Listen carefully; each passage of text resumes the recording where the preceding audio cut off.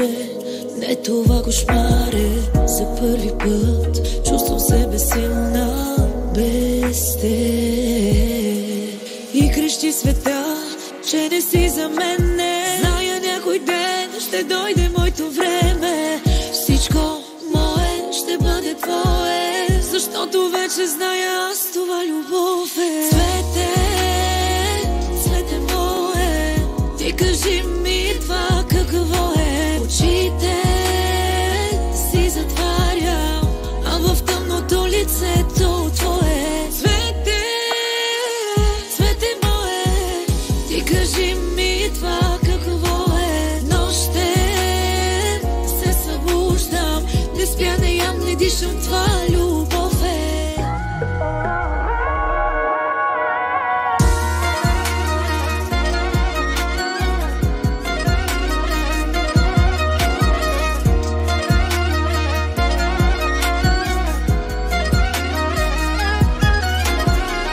Ден след ден в мислите се губя, по улиците даже мислят ме за луда. Какво ми е, вече аз не мога без теб. И крещи света, че не си за мене. Зная някой ден ще дойде моето време. Всичко мое ще бъде твое, защото вече зная аз това любов е. Цвете, цвете мое, ти кажи ми това какво е. Очите си затварям, а в тъмното лицето твое. Цвете, цвете мое, ти кажи ми това какво е. Нощем се събуждам, не спя, не ям, не дишам, това любов е.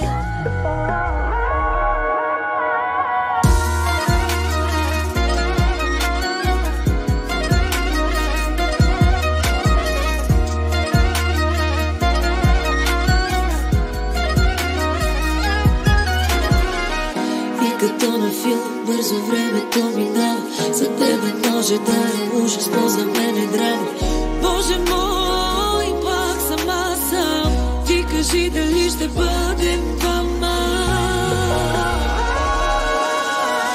Цвете, цвете мое, ти кажи ми това какво е. Очите си затварям, а в тъмното лицето твое. Цвете, цвете мое, ти кажи ми това какво е. Нощем се събуждам, не спя, не ям, не дишам, това любов е.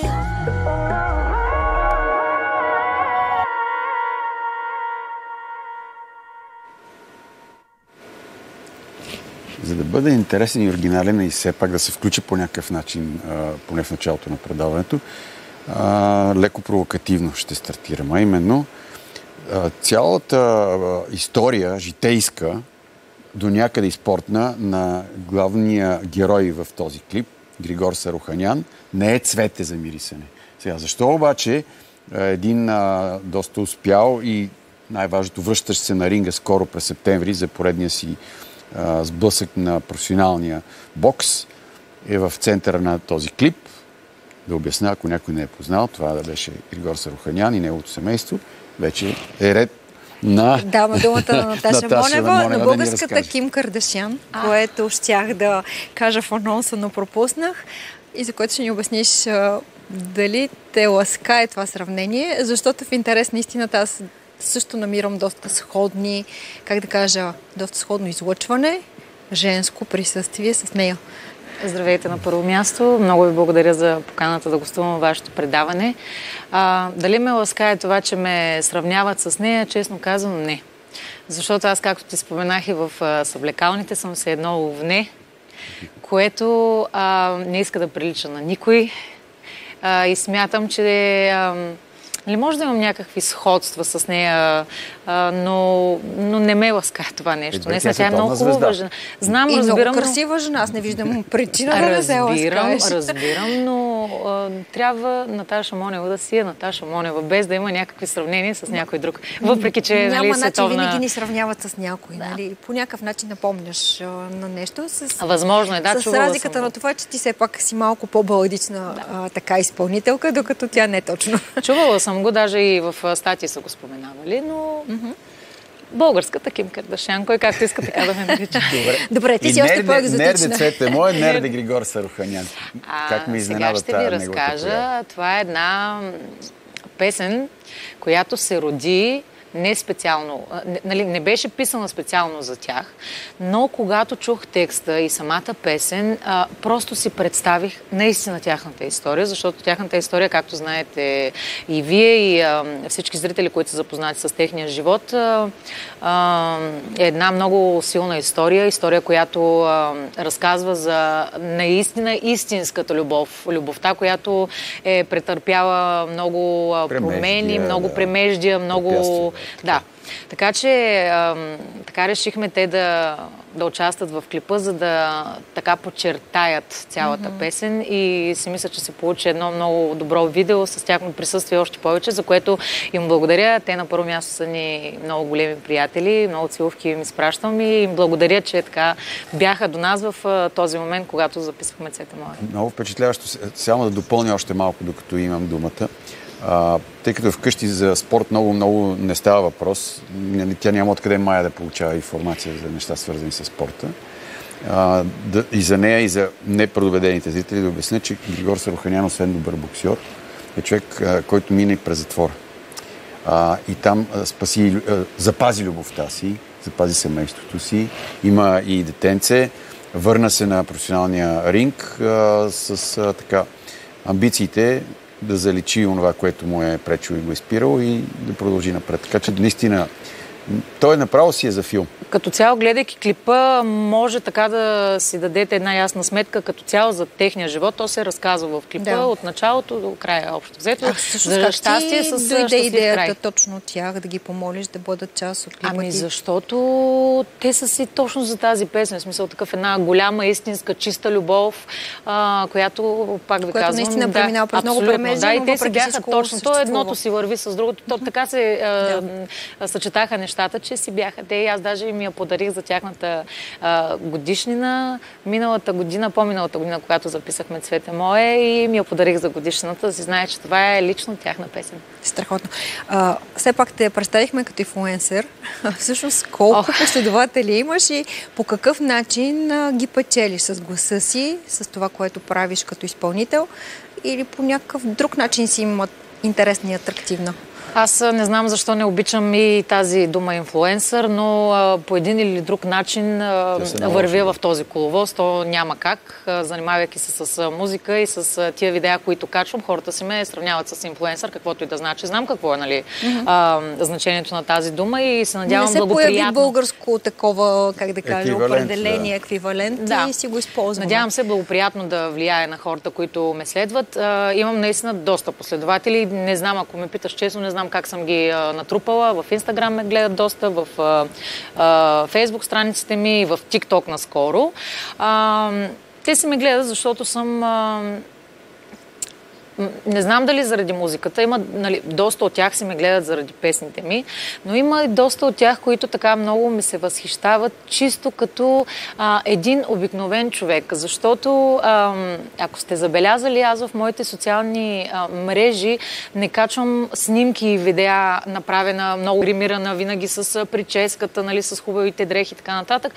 Може би 80% от моите видеа са вкъщи как си готвя, с на баба терлиците и някакви такива съвсем обикновени неща, които достигат до хората и според мен това е правилният начин. Ако иска един млад човек да спечели аудиторията, за мен това е правилната формула. Просто да бъдем естествени и да поднасяме нормалното в ежедневието си, защото не всеки може да носи хубави дрехи. Защото в повечето случаи това, което се гледа, са как да кажа, малко по-провокативни. Не, напротив, аз съм човек, който бяга от тези неща и съм супер щастлива, че си намерих така нишката, по която да вървя и наистина ме прави щастлива. Мене много повече ми се радват, когато си кача как си готвя бобеца, точно с набавяме терличките, с набавяме лека, с един кокей тук на главата и как си говоря за съвсем ежедневните нещица и хората много ми се радват и много ми е хубаво, че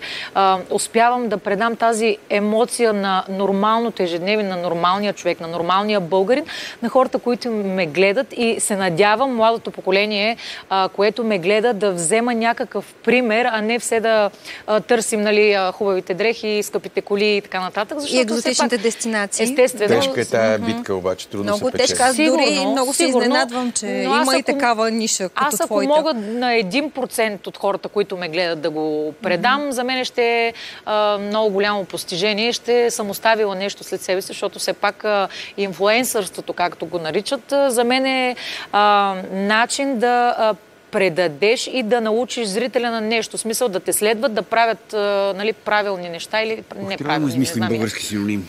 Дайте ми задача. Абсолютно. Ти си радетел така и за семейните ценности, понеже каза най-нормалните неща, но всъщност в днешно време нещо, на което най-се възхищаваме и е най-ненормално, беше онова, което беше най-нормално преди. Тоест семейството, това, жената да приготви и вечеря, отношението между мъжа и жената също, които са вече чисто семейни и не са за ден и за два, са наистина във времето.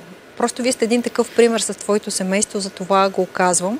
Много ме зарадва, когато влязохте в гримьорната. Аз казах, аз не знаех, че вие ще сте всичките. Казвам, ние винаги сме всичките. Ние винаги, навсякъде сме всички заедно. За мен е семейството, аз не веднъж съм го казвала, може даже да съм банална в изказванията си по тази тема, но за мен наистина семейството е, как да кажа, това е начин на живот. За мен, когато става въпрос за семейството ми, така изпитвам една емоция от... Не знам, просто се пълня с любов, защото за мен, както съпруга ми, който страшно много обичам, на много места съм казвала. Видяхме го. Видяхте го и вие, заедно имаме снимки, след малко ще има изненада, поне някаква част, нали? Да. Моите деца, абсолютно всички, които ме заобикалят, които са ми близки, страшно много ги обичам и така се старая да им предам и на тях, че наистина семейството е най-ценното. Винаги уча моите деца да уважават, да почитат по-големите, защото аз съм видяла това от моята майка. Което е малко странно за тяхното поколение, те нямат авторитети. Странно е, но да ти кажа, когато се предава от поколение на поколение, в смисъл то се попиват децата. Децата, които виждат пример, когато виждат пример, че родителите им се обичат, че има някаква ценностна система, те подражават и дай всъщност, Боже. Как се срещнахте вие с Иво във времето? Къде се намерихте? Този въпрос... Аз не можах да намеря никаква информация за вашата любовна история. Нашата любовна история е една много красива любовна история. Тя започна много лудо. Преди доста годинки се запознахме във Варна. Аз се живеех в Лондон, бях се прибрала на почивка, бях си във Варна, там се запознахме. Само се запознахме. След това мина може би половин година. Той си ме закачаше. Пишеше ми някакви нещица. В крайна сметка така, си беше като заплаха, аз ще дойда в Лондон и ще видиш ти. В крайна сметка, аз ти, в Лондон, каква работа имаш в Лондон, пък камо ли, да имаме нещо общо с теб. В крайна сметка, дойде си в Лондон и буквално, колкото и странно да звучи, от ден първи ние сме си буквално като семейство. На втората седмица ме заведе в Тенерифе. Предложи ми брак и вече на втора седмица. И на третия месец ние вече бяхме мъж и жена. Добре, много бързо. Мимоходом така се появи Лондон. Да. А всъщност това е много важна част от... Също той е 10 години почти от живота ви като семейство. Какво ви заведе там отново? Защо отново първо? Кога е било за първи път? Защото тя е била в Лондон, когато той е взел. Да, аз бях в Лондон. Защо не си те доведе пак в България? Защото аз бях много против. Аз 10 години така в течение на обстоятелствата заминах в Лондон, започнах да работя като певица там. Доста години работех в едно българско заведение там. В крайна сметка той като дойде, искаше да се приберем в България, но аз някак си бях хванала една ниша, нали знаеш, като си уредиш живота някъде, като всичко ти е така наред. В смисъл, нали, ти си иска да го изобщо не ми се искаше. Малкият ми син се роди, дъщеря ми порасна и в крайна сметка, пораствайки, виждайки вече в какъв свят живее, защото нещата са много по-различни, коренно различни са от преди 10 години. Аз нали, видях разликата и тогава, и сега какво е. И в крайна сметка, години наред, той айде да се прибираме. Аз все не исках, но може би от 2 години насам, така като имах повечко идвания в България, свързани с кариерата ми, по някакви други задачки. Ние почти през седмица си бяхме в България и пораствайки децата ми, не можеш да ги държиш вкъщи, а там не е свободията да си го пуснеш пред вкъщи, да ходи да си играе някъде с комшичетата. Там е малко не става. Доста е опасно, абсолютно, да. И другото, което е най-важното, си мисля, че камъкът се тежи на мястото. Ние наистина се чувстваме вече много по-добре тук. В България и аз, и децата ми, ние сме от 1 месец вече тук завинаги и виждам така... Тоест вече окончателно ли е това? Окончателно, да. Вече си се прибрахме, устроихме се във Варна и виждам наистина истинската радост в очите на моите деца. Те имат свободата да... Примерно, даже най-елементарното нещо да го пуснеш до магазина. Там нямаше как да си пусна детето до магазина, защото наистина се е доста опасно. Вече стана, нали? Някой каза, то винаги се е било така, но аз явно сега ми е дошло времето да го видя това нещо и просто не си ми хареса. Това заради емигрантите, които наводниха като цяло, Европа или... Ами според мен да, защото точно преди да излязат от Брекзит, нещата не бяха чак такива. Това са мои виждания, естествено. Може би в последните 2-3 години, понеже бившият им министър Риши Сунак, премиер, министър-председател, да. Кмета. Риши Сунак е индиец. И доста индийци така са имали право да навлязат в Англия и наистина навсякъде се беше напълнило с индийци, пакистанци и хора от други раси. Просто стана много. Примерно, англичани много рядко да видиш в Лондон. Повечето вече се изселиха. Просто нещата станаха не окей за живот. Поне за мен и за моите семейства. Не е толкова безопасно, колкото не е безопасно, беше преди. Аз така си мисля, че вече не е безопасно. Аз предлагам да пуснем "Кажи ми" и след това ще попитаме едни други хора. Кажи ми каква майка. Моля те, не дей. На Тунио, не знам дали е този нашия, който беше тук. Да му отговорим. Господин Саов, къде е Невена Цонева, че само тя липсва? Аз ще кажа след малко. Ще говорим и за Невена Цонева, разбира се, но нека да чуем първо "Кажи ми".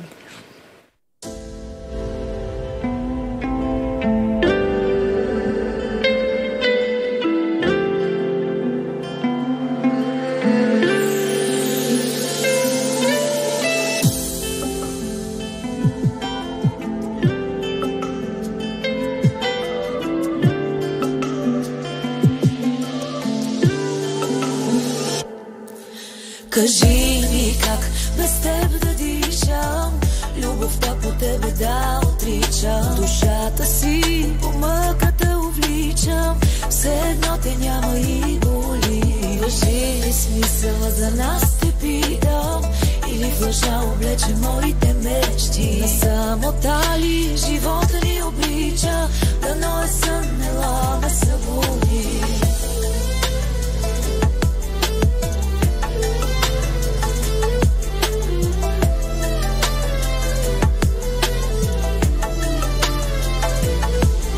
Срок на годност няма любовта, мога да се обзаложа и с теб в радост и тъга, щастието на първо място аз ще сложа. И защо ще търсиш друго легло? Не ти ли стига моето? Телата ни да изгарят, устните да се давят. Кажи ми как без теб да дишам, любовта по тебе да отричам, душата си по мъката увличам, все едно те няма и боли. Важи ли смисъла за нас, те питам, или в лъжа облече моите мечти? На самота ли живота ни обрича, дано е сън, ела ме събуди.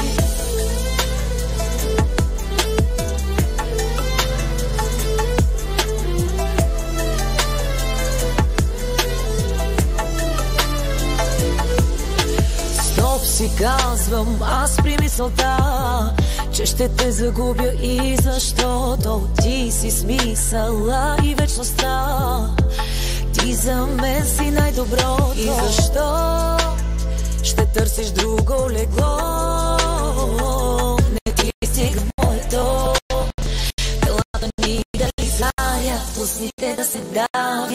Кажи ми как без теб да дишам, любовта по тебе да отричам. Душата си по мъката увличам, все едно те няма и боли. Лъжи ли смисъла за нас те питам, или в лъжа облече моите мечти? На самота ли живота ни обрича, дано е сън, ела ме събуди.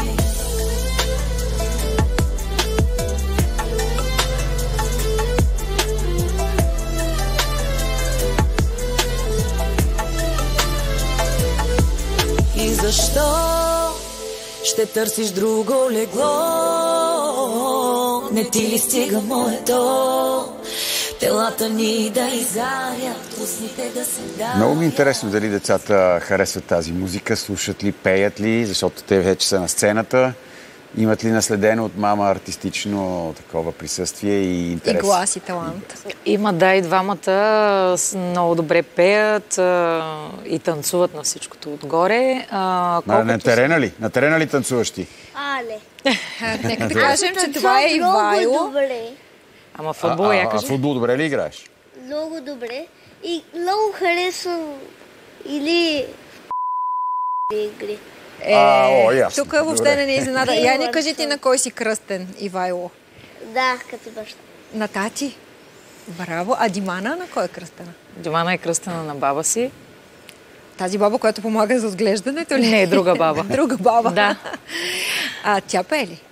Димана пее, да, като беше малко така повече влечеше музиката, докато сега е малко по изкуствата, доста е креативна, много добре рисува, доста широко така скроена е, доста неща може да прави. Кой клас си?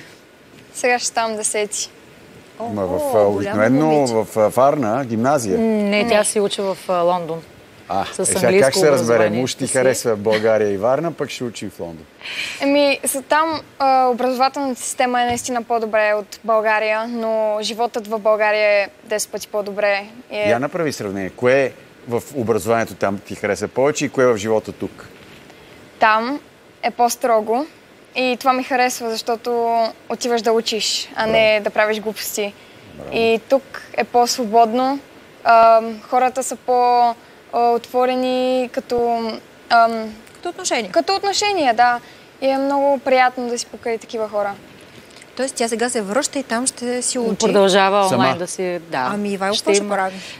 За него ще мислим. А те първо обмисляме... Ами сега ще направи 7. Той сега трябва да е първи клас или вече беше? Не, той там си беше първи, сега трябва да е втори, а тук де-факто на 7 години трябва да си е първи, но в процес сме на най-доброто. На какъв език си говорихте в семейството? Български? Само на български.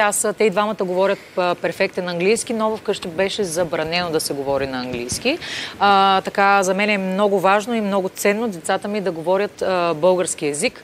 Английския могат да се го говорят и в училище, както се го правят по цял ден, но вкъщи беше забранено да си говорят. Доста добър български си говорят, за мен това свободно. Е много голямо постижение, защото имам наблюдения към хората, които живеят в чужди държави. Като цяло децата им не могат да говорят на български, не могат да пишат, докато ние така, аз и моята свекърва, на която страшно много и благодаря и много я обичам, така положихме усилие да научим децата да пишат на български, да четат на български, да смятат на български и да говорят български правилен език. Защото е много важно. Ето, дойде ден, в който ние се върнахме в България и на мен, не само на мен, на тях ще да им е много трудно, ако не можеха да говорят български. И за мен един българин, ако не може да говори български език, си срамота си. И понеже често пъти споменаем Ивайло, той от срамежливост не се появи в кадър. Той с какво се занимава? Таткото как така държи фронт? Да, той си ми е продуцент, занимава се с организиране на концерти, имаме си други други бизнеса, с които се занимаваме и общо взето главната му цел в семейството е да се грижи за нас и да управлява семейство, бизнес, абсолютно всичко.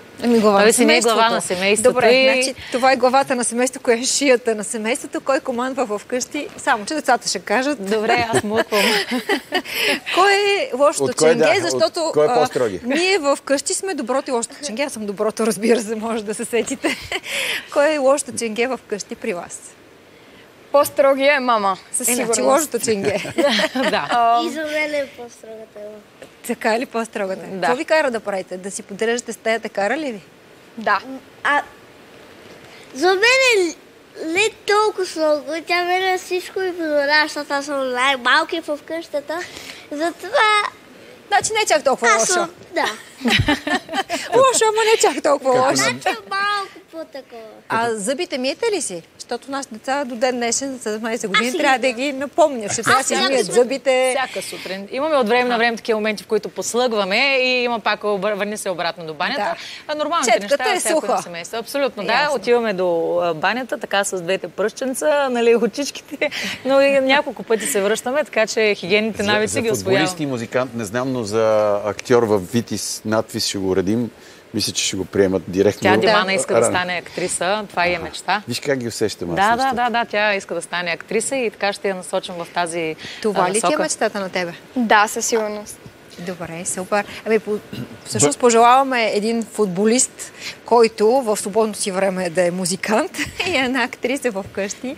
И най-важното да бъдете все така сплотени. Хората ще кажат, че умишлено сме забравили въпроса за Невена Цонева. Не, да. Това е много важно. Виждате ли се, Не можем да не споменем отровни думи, Невена Цонева, всъщност. Страхотно парче. Много хубава песен. Горе-долу нейната Лебедова песен в телевизия 7-8. Да. Това е на първо място един много важен човек за мен. Тя и Венелин Венков. Те са ни едни семейни приятели, много близки. Така много се сприятелихме. Даже преди 2 дена бяхме заедно с тях. Сега ще издам една тайна. Септември месец ще бъде обявено. Ще започнем турне. Те ще започнат турне с Венелин Венков и Невена Цонева. Имат си нов бенд. Аз ще съм част от това турне, така че септември месец ще бъде обявено в кои градове и кога ще бъде турнето. Успехи! Страхотно. Поздрави на семейството. Едно ново начало за тях и общо за Да. всички вас. Успешно Така да е. ви е и едно много хубаво лято до края ви желаем. Много Радвайте се един на месец Варна, остана, на морето и на това, че сте си тук. Предполагам, че Да, и аз това е много ви достатъчно. благодаря за хубавата покана. Вие сте наистина много свежи, много готини. Благодаря на вас и на вашия екип и пожелавам на всички ваши зрители да продължават да ви гледат, да се усмихват по-често и най-вече искам да направя един апел към всички българи, които са зад граница, които са в чужбина. Върнете се, българи, защото камъкът си тежи на мястото и в крайна сметка рано или късно ще се върнете. По-добре върнете се рано, отколкото късно. Че хубав призив. Хубав призив беше Благодарим това. на Наташа Монева.